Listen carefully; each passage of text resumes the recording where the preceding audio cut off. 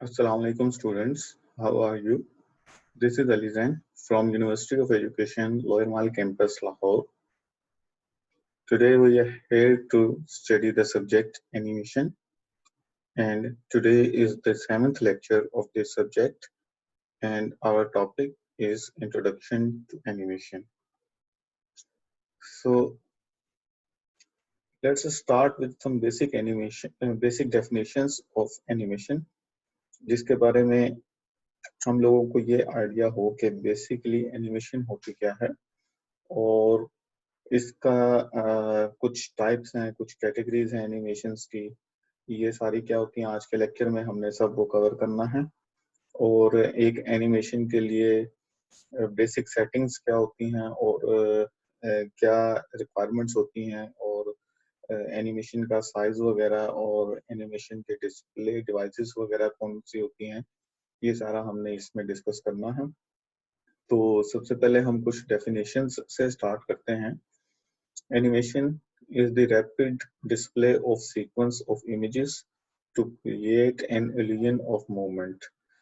Means कि इसमें आप को ये बताया गया है कि एनिमेशन जो है वो जस्ट एक पिक्चर्स की सीक्वेंस है, स्टिल इमेजेस की सीक्वेंस है। वो स्टिल इमेजेस मूव नहीं कर रहे, उसमें कोई भी करेक्टर या कोई भी इन्वायरमेंट मूव नहीं कर रहा, वो सारे के सारे स्टिल इमेजेस का एक सीक्वेंस है।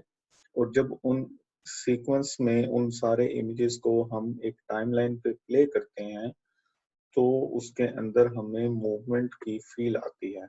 तो वो एक्चुअल मूवमेंट नहीं है, दैट्स व्हाई इसको एक इल्यूजन ऑफ मूवमेंट कहा गया है। ठीक है, नेक्स्ट डेफिनेशन यहाँ पे जो लिखी हुई है उसके मुताबिक animation is a method in which pictures are manipulated to appear as moving images. Means के ये एनिमेशन जो है वो एक स्टिल इमेजेस को या पिक्चर्स को इस तरीके से मैनिपुलेट करने का मेथड है कि उसमें वो इमेजेस मूव करते हुए नजर आए। तो यहाँ पे भी वही चीज है कि ये मैनिपुलेट किया जाता है जस्ट पिक्चर्स को, जबकि वो एक्चुअल में उनके अंदर कोई भी कैरेक्टर या एनवायरनमेंट या कोई भी ऑब्जेक्ट मूव नहीं कर रहा होता।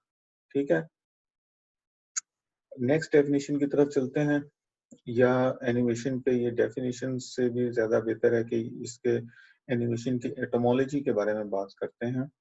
The word animation stems from the Latin animation, stem of animatia, means a bestowing of life. The primary meaning of the English word is liveliness. Means के एनिमेशन का जो इंग्लिश में एग्जैक्ट मतलब बनेगा वो लाइवलीनेस है, जबकि लाइवलीनेस को लैटिन लैंग्वेज में हम एनिमेशन कहते हैं। And has been in use much longer than the meaning of moving image medium। और मीन्स कि ये एनिमेशन का वर्ड जो है वो इमेजेस, मूविंग इमेजेस या मोशन कैप्चर फाइल्स या मोशन पिक्चर्स की जो एडवेंट है उससे भी पहले का ये वर्ड यूज हो रहा है। मीन्स कि इस वर्ड की एटोमोलॉजी एनिमेशंस की दरियाफ्त से पहले की है। नेक्स्ट चीज जो एनिमेशन के बारे में हमें जानना जरूरी है वो है फ्रेम्स पर सेकंड क्या होते हैं, जिसको हम FPS बोलते हैं। स्टूडेंट्स अभी ऊपर हमने डेफिनेशंस के अंदर यही समझा है कि एनिमेशन जो है वो उसके अंदर इटसेल्फ कोई मूवमेंट नहीं है, वो जस्ट एक सीक्वेंस में इमेजेस का इल्यूजन है, या सीक्वेंस में जब हम इमेजेस को प्ले करते हैं तो उसमें मूवमेंट की इल्यूजन होती है या मूवमेंट फील होती है। तो वो जो इमेजेस होंगे ना सारे, जिनको हम एक सीक्वेंस में प्ले करते हैं, जो डिफरेंट पोजेस के ऊपर या डिफरेंट जेस्चर्स पे या डिफरेंट पोजीशंस के ऊपर इमेजेस ड्रॉ किए गए हैं या कैप्चर किए गए हैं, उन इमेजेस को हम फ्रेम्स कह सकते हैं। तो FPS का मतलब है फ्रेम्स पर सेकंड, के जब हम सीक्वेंस में उन इमेजेस को प्ले करते हैं तो उसका मतलब ये होता है कि कितने सेकंड में कितने फ्रेम्स प्ले करने हैं। तो एक मूवमेंट है, जिस तरह से ये आपको इस में नजर आ रहा है ये लड़की बाइक चला रही है। तो इसमें इस तरह की मूवमेंट को शो करवाने के लिए हमें हो सकता है कि 20 या 25 फ्रेम्स या 10 फ्रेम्स या 15 फ्रेम्स ड्रॉ करने पड़े हों, और फिर उन फ्रेम्स को हम 1 सेकंड के अंदर सामने से गुजार देते हैं स्पीड से, तो वो हमें एक एनिमेशन की फील देगी। ठीक है। The most common method to present an animation is motion picture। Means के एनिमेशन को प्रेजेंट करने का जो सबसे कॉमन मेथड है वो मोशन पिक्चर है, कि पिक्चर्स को मोशन या इसको कह सकते हैं कि पिक्चर्स को मूव करवाया जाता है एक खास सीक्वेंस में। तो इससे जो मूवमेंट फील पैदा होगी उसको हम एनिमेशन कहते हैं। The minimum requirements to make a basic motion picture is 16 fps। ये एक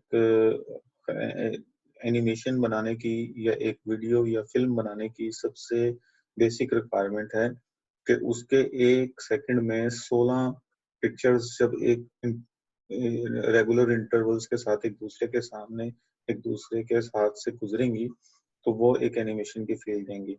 अगर 16 पिक्चर्स से कम होगी आपके फ्रेम्स तो उसके अंदर हमें स्टिल की फील ज्यादा आएगी, मोशन की फील कम आएगी।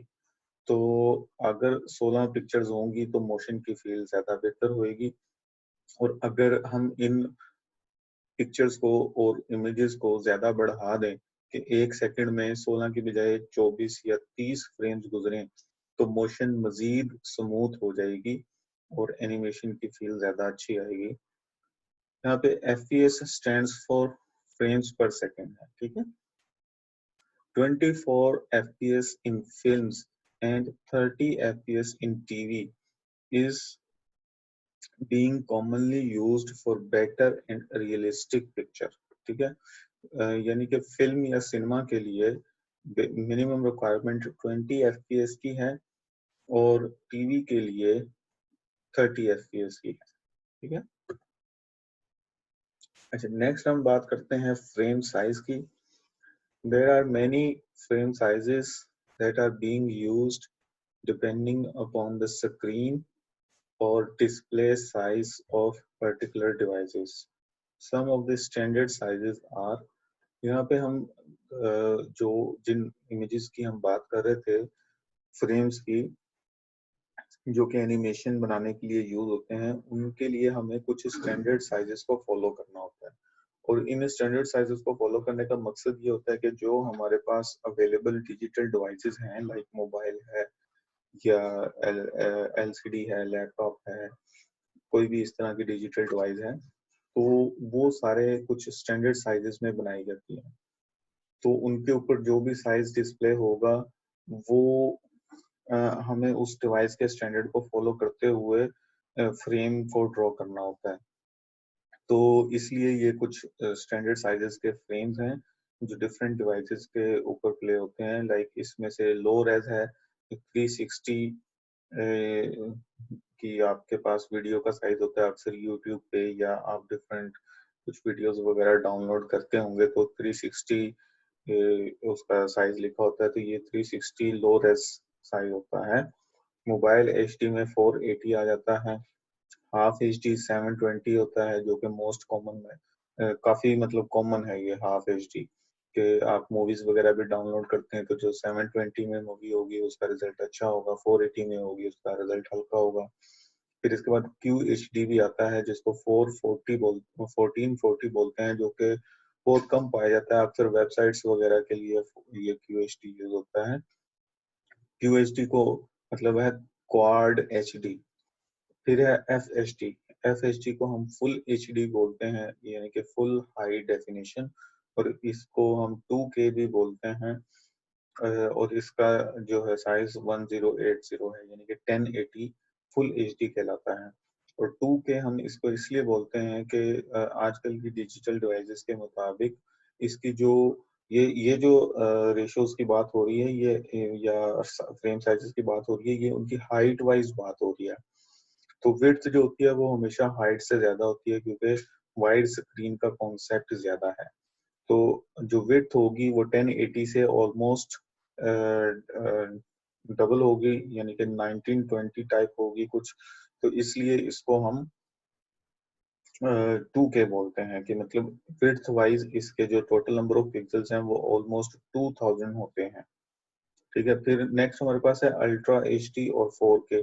अब अल्ट्रा एच डी और 4K में 2160 फ्रेम साइज होगा और ये हाइट वाइज होगा। अब इसकी जो विड्थ होगी वो ऑलमोस्ट 3880 कुछ समथिंग होगी। तो वो जो कि बिल्कुल 4000 पिक्सल्स के नियर अबाउट है, इसलिए हम इसको 4K बोलते हैं। 8K भी आजकल साइज चल रहा है जो कि 4320 से ऊपर की वीडियोस के लिए यूज होता है। ठीक है, तो ये कुछ फ्रेम साइजेस हैं जो स्टैंडर्ड हम मूवीज के लिए या एनिमेशंस के लिए यूज करते हैं। इनको आपने अपने जहन में रखना है। नेक्स्ट चीज जो एनिमेशंस को बनाने से पहले हमें समझना जरूरी है वो है aspect ratio and resolution. Aspect ratio and resolution जो है वो आपके स्क्रीन के विड्थ और हाइट का प्रोपोर्शन होता है, उसको हम ऑस्पेक्ट रेशियो बोलते हैं, कि विड्थ कितनी होगी स्क्रीन की और हाइट कितनी होगी। ठीक है, तो ये भी डिजिटल डिवाइसेस पे डिपेंड करता है कि जिस तरह की डिवाइस आपके पास है। लाइक अगर मोबाइल है तो आपने एनिमेशन मोबाइल के लिए बनानी है तो आप मोबाइल की स्क्रीन के जो ऑस्पेक्ट रेशियो है या जो रेजोल्यूशन है उसको अपने जहन में रखेंगे, फिर अपना एनिमेशन का फ्रेम साइज जो होगा वो डिफाइन करेंगे और उस फ्रेम साइज के मुताबिक आप अपना जो भी इमेज वगैरह होगा वो क्रिएट करेंगे। The term aspect ratio was initially used in motion pictures, indicating how wide the picture was in relation to its height. Means के पिक्चर की हाइट और विड्थ की जो रेशियो होगी वो कितनी होगी, उसके लिए जो टर्म यूज होती है उसको हम ऑस्पेक्ट रेशियो बोलते हैं। ठीक है, नेक्स्ट है कि भी movies were initially in 4:3 aspect ratio and this carried over into television and early computer displace. यानी कि बताया गया है कि जो स्टार्टिंग पे मूवीज बनती थी वो 4:3 पे बनती थी, यानी कि विड्थ 4 होती थी और हाइट की रेशियो 3 होती थी। तो उस रेशियो के मुताबिक तमाम मूवीज बनती थी, जो कि 4:3 के मुताबिक कुछ स्टैंडर्ड फ्रेम साइजेस या रेजोल्यूशन हैं वो अभी अगली स्लाइड में हम पढ़ेंगे। लेकिन शुरू ये बहुत पुरानी रेशियो है, या बहुत पुरानी ना कहें भी तो इसको कह सकते हैं कि ऑब्सोल्यूटेड रेशियो है, कि पहले डिवाइसेस जो होती थी वो हमारी इसी रेशियो को सपोर्ट करती थी, बल्कि इससे भी पहले 1:1 चलती थी। 1:1 का मतलब है कि एक टोटल बॉक्स टाइप की आपके पास डिवाइस होती थी और बॉक्स टाइप का ही डिस्प्ले होता था किसी भी चीज का। जिस तरह से अर्ली 90s में कंप्यूटर मॉनिटर्स जो थे वो बॉक्स टाइप होते थे 1:1 के, और उससे पहले के जो टीवी वगैरह होते थे वो भी एक बॉक्स टाइप के होते थे और उसको भी 1:1 कहते थे। तो उस जमाने में एक टीवी के हवाले से एक फनी लाइन भी बोली जाती थी कि इडियट बॉक्स, के 1:1 पे वो होता था। जाहिर बात है बॉक्स था तो वो जानबूझ के उसको लोग इडियट बॉक्स कहते थे, कि जो टीवी को देखता है या कुछ भी है तो वो एक झूठ और एक फेक चीज देख रहा है तो उसमें इडियट बनाया जा रहा है। तो आज की टेक्नोलॉजी ने उस इडियट बॉक्स वाली जो फनी टैगलाइन थी उसको भी खत्म कर दिया है, क्योंकि आजकल जितने भी आ रहे हैं वो वाइड स्क्रीन पे आ रहे हैं, बॉक्स वाली साइज में कोई भी नहीं आ रहा। तो उसके बाद फिर 4:3 कॉमन हुई और मूवीज वगैरह 4:3 पे बनना शुरू हुई, तो वही रेशो टेलीविजन में भी यूज होने लग गई और कंप्यूटर मॉनिटर्स की एलसीडीज वगैरह जो आती थी वो भी 4:3 पे हुई, यानी कि विड्थ वाइज थोड़ा सा उनके अंदर इंक्रीज आ गया। फिर नेक्स्ट है कि as display technology improved, TV and monitor manufacturers began to move toward wide screen displays as well. यानी कि अब उन्होंने 4:3 की निस्बत 16:9 की तरफ आना शुरू कर दिया, मतलब अपने डिस्प्ले को मजीद वाइड कर दिया। अब जाहिर बात है जब आपके लैपटॉप का, आपके एलसीडी का, आपके टीवी का डिस्प्ले साइज ही 16:9 है, तो फिर जाहिर बात है आपको उसके लिए जो एनिमेशन या मूवी या जो भी आपने चीज तैयार करनी है, कोई गेम हो सकती है या कोई ड्रामा हो सकता है, तो वो भी आपने उसके डिवाइस के स्क्रीन साइज के मुताबिक जो डिवाइस के डिस्प्ले की रेशो है वही आपके एनिमेशन के फ्रेम्स की रेशो भी होनी चाहिए। जिस तरह से ये पिक्चर में दिखाया हुआ है, ये 4:3 की डिस्प्ले है और ये 16:9 का डिस्प्ले है। 16:9 का डिस्प्ले विड्थ में 4:3 से मजीद बड़ा है। मजीद इसके बारे में ऑस्पेक्ट रेशियो एंड रेजोल्यूशन के बारे में है कि wide screen referred to anything wider than the typical 4:3 display, but it quickly came to mean 16:9। इसके थोड़ा सा बीच में 4:3 से भी कुछ चीजें आगे आई थी। डिस्प्ले को डिफरेंट वाइड स्क्रीन के ऊपर रखा गया, तो कोई भी डिस्प्ले आपका 4:3 से जो बड़ा होगा मीन्स के फोर उसकी विड्थ जो होगी 4:3 से ज्यादा होगी, तो उसको हम वाइड स्क्रीन की कैटेगरी में ले सकते हैं और आहिस्ता आहिस्ता उस 16:9 पे जाके एक स्टैंडर्ड बन गया 16:9 का। वाइड स्क्रीन जितनी भी आ रही हैं हम यूज करें इस वक्त, जो ये लैपटॉप स्क्रीन के ऊपर लेक्चर रिकॉर्ड हो रहा है, इसका भी डिस्प्ले 16:9 है। ठीक है, तो ये रेशो सबसे ज्यादा कॉमनली यूज हो रही है आपके एलसीडीज में, आपके मोबाइल्स में, आपकी टीवी में या कंप्यूटर की जो एलसीडीज होती हैं उसमें। नेक्स्ट है कि nowadays nearly all computer monitors and TVs are only available in widescreen and TV broadcast web pages adapted to match। ठीक है, मीन्स कि तमाम जितनी भी हमारे पास डिजिटल डिवाइसेस हैं जो डिस्प्ले के लिए यूज होती हैं, जिसमें टीवी, मॉनिटर या कोई भी और चीजें आ जाती हैं, वो सारी वाइड स्क्रीन डिस्प्लेस को सपोर्ट करती हैं। इसीलिए टीवी ब्रॉडकास्ट से लेके आपकी वेबसाइट्स तक जितनी भी चीजें इसके बीच में आ जाती हैं, वो कोई गेम हो, वो कोई एनिमेशन हो, वो कोई मूवी हो, वो कोई फिल्म हो, वो कोई टीवी ड्रामा हो, या वो कोई आपकी वेबसाइट हो, वो सब के सब 16 इस वाइड स्क्रीन रेशो को सपोर्ट करेंगे, उसी साइज में बनाए जाएंगे। With the rise in popularity of high definition televisions, which were using high definition resolutions such as 720 and 1080 pixels, 16:9 has become the high definition standard aspect ratio। Means के अब जो 16:9 है वो हाई डेफिनेशन के लिए यानी कि HD डिस्प्लेस के लिए एक स्टैंडर्ड बन चुकी हुई है। Until 2010, 16:10 was the most popular aspect ratio for widescreen computer displays, जो कि अब वो 16:9 पे आके फिक्स हो गया हुआ है और 16:9 ज्यादा यूज हो रहा है। इसके अलावा आज जो है वो थोड़ी सी मजीद और हाई वाइड स्क्रीन भी इंट्रोड्यूस की गई हैं, जो 16:9 से भी बढ़ के ज्यादा वाइड एंगल देती हैं, लाइक ये जैसे 21:9 है जो कि 16:9 से भी ज्यादा वाइड है। इस तरह की डिस्प्लेस भी आजकल इंट्रोड्यूस हुए हैं, लेकिन अभी वो इंडस्ट्री में या मार्केट में इतना ज्यादा इन नहीं हुए हैं। ज्यादा जो है अभी भी 16:9 चल रहा है। Depending upon the aspect ratio of your display, you can use only resolution that are specific to its width and height. Some of the most common resolutions that can be used for each aspect ratio are following। इनके इस आपकी device किस तरह की है, आपने उसके मुताबिक जो प्रोडक्ट तैयार करनी है, जो एनिमेशन हो या कोई टीवी ड्रामा हो या कोई फिल्म हो, वो आपने इन ही स्टैंडर्ड रेशियोज को फॉलो करते हुए डिजाइन करनी है। और ये रेशियोज के लिए कुछ स्टैंडर्ड फ्रेम साइजेस हैं जो कि यहाँ पे दिए हुए हैं। 4:3 के जो स्टैंडर्ड फ्रेम साइजेस हैं, यानी कि हाइट कितनी होगी, विड्थ कितनी होगी, वो यहाँ पे लिखे हुए हैं। जैसे 640 बाई 480 मोबाइल HD का स्टैंडर्ड साइज है, ठीक है।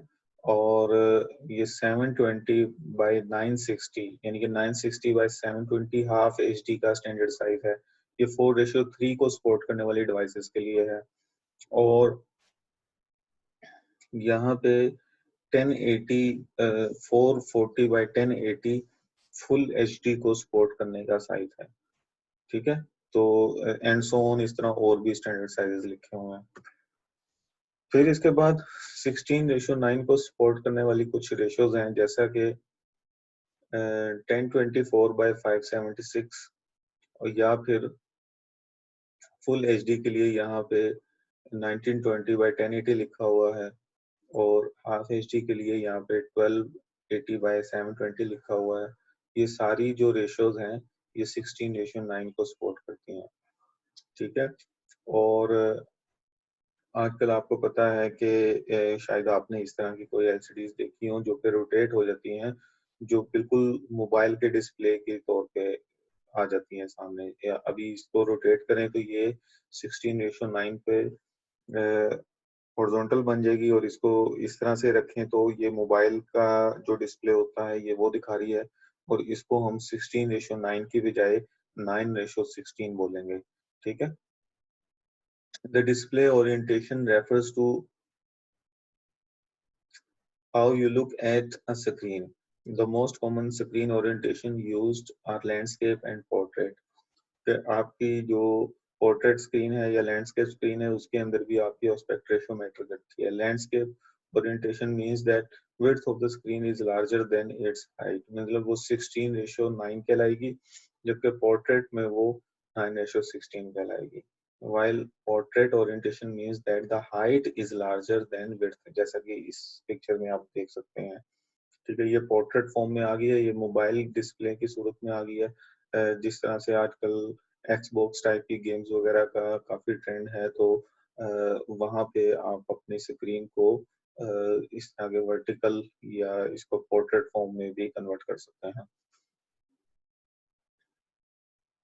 Aspect ratio and display orientation में एक और चीज है कि most large screens such as the ones we use on our computers, laptops और TVs use landscape orientation। कि landscape orientation ज्यादातर कहाँ पे यूज होती है, कि लैपटॉप्स की स्क्रीन हो या कंप्यूटर की स्क्रीन हो या LCDs हो या टीवीज स्क्रीन हो, उनके लिए ज्यादातर लैंडस्केप ओरिएंटेशन यूज होती है। Smaller screens, such as the ones on your smartphones, are normally used in portrait mode। मतलब मोबाइल फोन्स वगैरह जितने होते हैं या डिजिटल टैब्स होती हैं वो पोर्ट्रेट फॉर्म में ज़्यादा यूज होती हैं। A resolution of 1920 by 1080 pixels is the same as the 1080 by 1920। ठीक है, जस्ट फर्क सिर्फ इतना है कि 1920 बाई 1080 में आप इसको लैंडस्केप ओरिएंटेशन में यूज कर रहे हैं, और 1080 बाई 1920 में आप इसको पोर्ट्रेट या मोबाइल ओरिएंटेशन में यूज कर रहे हैं। फिर कुछ डिजिटल डिवाइसेस हैं, उनको हम देखते हैं कि जहाँ पे एनिमेशन प्ले होती है। We have studies all the screen sizes and aspect ratios. Animations are mostly being played on following mediums or devices। मतलब आपने इनके फ्रेम साइजेस और aspect ratios को तो देख लिया है। अब हम ये देखते हैं कि एनिमेशंस किस तरह की डिवाइसेस के ऊपर ज्यादा प्ले होती हैं। जिस तरह से मोबाइल्स के ऊपर एनिमेशंस प्ले हो सकती हैं, जो आप गेम्स या एप्लीकेशंस या वेबसाइट्स को एक्सप्लोर करते हैं तो वहाँ पे एनिमेशंस भी आपको प्ले होती हुई नजर आती हैं। फिर डेस्कटॉप के ऊपर भी एनिमेशंस प्ले होती हैं। सिनेमा स्क्रीन्स के ऊपर एनिमेशंस प्ले होती हैं, जो एनिमेटेड मूवीज वगैरह होती हैं वो सिनेमा पे प्ले की जाती हैं। फिर टीवी स्क्रीन्स जो कार्टून्स वगैरह आप देखते हैं या कोई 3D एनिमेशन वगैरह मूवी लगी है टीवी के ऊपर तो वहाँ पे भी एनिमेशन प्ले की जाती है। So every time we make an animation, we keep in mind the device's display and aspect ratio। तो इस सारे लेक्चर का मकसद ये था कि आपको जब एनिमेशन के लिए आप फ्रेम साइजेस ड्रॉ कर रहे हैं तो आपके जहन में होना चाहिए कि आपकी ये एनिमेशन किस टाइप की डिवाइस पे प्ले होगी, और उसके लिए आप अपनी एस्पेक्ट रेशो और स्क्रीन का साइज या रेजोल्यूशन क्या रखना चाह रहे हैं। ठीक है, अगर आपकी एनिमेशन सिर्फ मोबाइल पे प्ले होगी तो जाहिर बात है आप उसके लिए 1080 बाई 1920 यानी कि 9:16 की ओरिएंटेशन यूज करेंगे और अपने तमाम तर फ्रेम्स जो होंगे वो पोर्ट्रेट फॉर्म में बनेंगे। ठीक है, तो ये सारी चीजें हैं जो आपको दिमाग में रखने के लिए ये जरूरी थी। फिर नेक्स्ट चीज है कि where animations are required, animations की ऑब्जेक्टिव भी हमें समझ आ जाए कि एनिमेशंस जो हैं वो यूज कहाँ पे होती हैं। एनिमेशन इज बेसिकली, एनिमेशन का मकसद क्या है, ये एक समझ लें कि ये एक नया मीडियम है या मॉडर्न टेक्नोलॉजी का एक नया मीडियम है जो कि मैसेज को या स्टोरी को एक क्रिएटिव तरीके से कन्वे करने के लिए काम आता है। आप पहले स्टोरीज वर्बली सुनते थे, फिर बुक्स की सूरत में पढ़ने लग गए, फिर टेक्नोलॉजी मजीद एडवांस हुई तो आप कार्टून्स की सूरत में उनको देखने लग गए। ठीक है, फिर अब और ज़्यादा टेक्नोलॉजी एडवांस हो गई है तो आप उन स्टोरीज को एनिमेटेड फॉर्म में देखने लग गए हैं। तो बेसिकली स्टोरी को या मैसेज को कन्वे करने के लिए ही एनिमेशन बनाई जाती है। तो यहाँ पे मेंशन भी ऐसे ही किया हुआ है कि animation is a creative medium to tell a story, stories that we had been hearing from elders, reading from books and watching in movies। तो आप वो मूवीज कोई देखते हैं तो उसके अंदर भी स्टोरी की वजह से आप मूवी देख रहे होते हैं, या आप बुक पढ़ते हैं तो वो स्टोरी की वजह से पढ़ते हैं, या किसी बड़े से आप नाना नानी से या दादा दादी से कहानी सुनते हैं तो वो भी आप स्टोरी की वजह से सुनते हैं। तो स्टोरी इज एवरीथिंग। तो एनिमेशन जो है वो इन सारे मीडियम्स से बढ़ के आज के दौर का एक नया मीडियम बन गया हुआ है जिसमें स्टोरी को ही आपने एक इंटरेस्टिंग और क्रिएटिव तरीके से दिखाना होता है। और इसके अंदर आपके पास जो वर्क मार्जिन है वो ज़्यादा है एज कम्पेयर टू बुक या फिर मूवी। उसमें लिमिटेशंस आ जाती हैं। मूवी में आप जो हैं वो हर उस करेक्टर को यूज नहीं कर सकते जिससे आप एक्टिंग नहीं करवा सकते, जबकि एनिमेशन में आप किसी भी किस्म के करेक्टर से एक्टिंग करवा सकते हैं। तो जब आप किसी भी करेक्टर से एक्टिंग करवा सकते हैं तो इसका मतलब है कि भी आप किसी भी ऑब्जेक्ट को एक एनिमेशन बना सकते हैं और उसके ऊपर कोई भी स्टोरी बना सकते हैं। लाइक अगर आप पत्थरों के ऊपर कोई एनिमेशन बनाना चाहते हैं तो पत्थरों को एज एन करेक्टर आप इंट्रोड्यूस करवाएं और उनकी मदद से आप स्टोरी को आपने एनिमेशन के थ्रू एक्सप्लेन करें। नेक्स्ट है there are three major areas where an animation can offer where an animator can offer his services। Gaming industry में एनिमेशंस रिक्वायर्ड होती हैं तो आप as an animator gaming industry में काम कर सकते हैं। कार्टून्स में एनिमेशंस की रिक्वायरमेंट है एनिमेटर्स में, और फिल्म इंडस्ट्री में। ठीक है, आजकल 3D मूवीज वगैरह बन रही हैं, like Lord of the ring है या हैरी पॉटर है या और भी कोई कार्स है, टॉय स्टोरी है, ग्रेट वॉल ई है, कोई भी इस तरह की मूवीज हैं तो सब में एनिमेशंस यूज हो रही हैं। कार्टून्स में एनिमेशंस यूज हो रही हैं और गेमिंग इंडस्ट्री में डिफरेंट गेम्स वगैरह बनती हैं, उनमें कैरेक्टर्स मूव होते हैं, जंप करते हैं, रन करते हैं, फायर करते हैं, ये सब एनिमेशन है। नेक्स्ट है कि टाइप्स ऑफ एनिमेशंस। आप सबको पता होगा कि बेसिकली एनिमेशंस की दो टाइप्स हैं जो कि आज के दौर में यूज हो रही हैं और उसको हम 2D और 3D बोलते हैं। लेकिन इसके अलावा भी एनिमेशंस की कुछ टाइप हैं जिनको हम बाद में डिस्कस करेंगे, लेकिन मोस्ट कॉमनली जो यूज हो रही हैं वो दो टाइप्स ही हैं। There are two major types of animations that are being used in modern industry: 2D animation and 3D animation. There are some other types also that are the part of history and we will cover them in next lectures। मेरे कुछ ऐसी animations भी हैं जो कि आज की 2D और 3D एनिमेशन से पहले यूज होती रही हैं, जैसे फ्लिप बुक टाइप की एनिमेशंस होती हैं। फ्लिप बुक भी एक एनिमेशन है तो उनको हम बाद में डिस्कस करेंगे। बहरहाल हमारे पास है टाइप्स ऑफ एनिमेशंस में 2D एनिमेशंस को पहले डिस्कस करते हैं। 2D एनिमेशन क्या है कि is the art of creating movement in two dimensional space. This includes characters, creatures, effects and backgrounds. मतलब इसमें कैरेक्टर्स हो सकते हैं, आपके बैकड्रॉप्स हो सकते हैं जो कि बैकड्रॉप से मुराद है कि उसके सीन के अंदर जो एसेट्स हैं या वो क्या चीज़ यूज़ होती है, फिर एनवायरनमेंट्स यूज़ होते हैं, ये सारे के सारे 2D में ड्रॉ होते हैं और इनको जो है वो जस्ट हम 2D में 2 डायमेंशनल सरफेस में देख रहे होते हैं। तो ये 2D एनिमेशन बनाने में हेल्प करते हैं हमें। 2D animation is one of the major type of animation.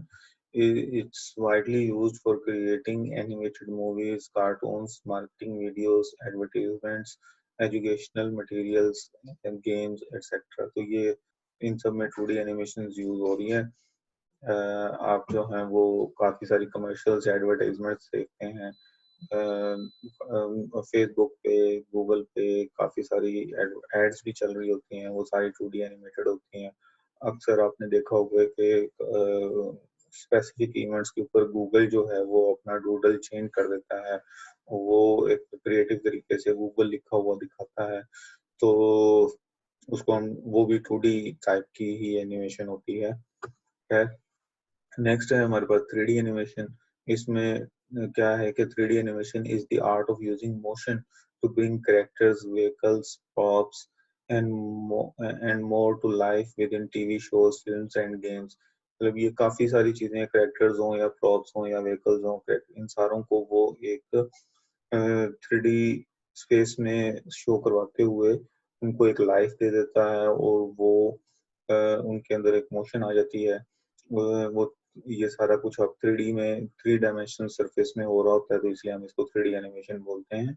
और 3D एनिमेशन के जो मेन यूजेस हैं वो एनिमेटेड मूवीज बन रही हैं, 3D एड्स बन रही हैं, 3D गेम्स बन रही हैं, वर्चुअल स्टूडियोज हैं जैसे न्यूज़ चैनल्स वगैरह के ऊपर आप देखते हैं डिफरेंट इस तरह के सीन क्रिएट करते हैं कि जिसमें जो एंकर्स हैं या न्यूज़ एंकर्स हैं या रिपोर्टर्स हैं वो एक 3D इन्वायरमेंट में खड़े होके आपको रिपोर्टिंग कर रहे होते हैं, जबकि वो सारा कुछ सब कुछ वर्चुअल होता है, वो असल नहीं होता, ठीक है। तो ये सारा 3D की मदद से किया जाता है। अभी तक के लिए इतना ही काफ़ी है। नेक्स्ट लेक्चर्स में हम मज़ीद और चीज़ें डिस्कस करेंगे और अ, इसके बाद हम हिस्ट्री ऑफ एनिमेशंस की तरफ भी जाएंगे कि एनिमेशंस कहाँ से स्टार्ट हुई और आज जो है वो हम किस लेवल पे खड़े हैं और फिर एनिमेशन को क्रिएट करने के डिफरेंट डिवाइसेस हैं या जो टेक्नोलॉजीज हैं उनको भी हम डिस्कस करेंगे। तो अभी तक के लिए आप इतना ही काफ़ी है। आप अपना ख्याल रखिए और लेक्चर्स को ध्यान से प्रिपेयर करते रहें और इनमें से जो आपसे क्वेश्चंस या असाइनमेंट्स वगैरह दी जा रही हैं उनको आप टाइमली कंप्लीट करते रहें तो ताकि आप एग्जाम्स की भी अच्छी तैयारी कर सकें। तो ठीक है।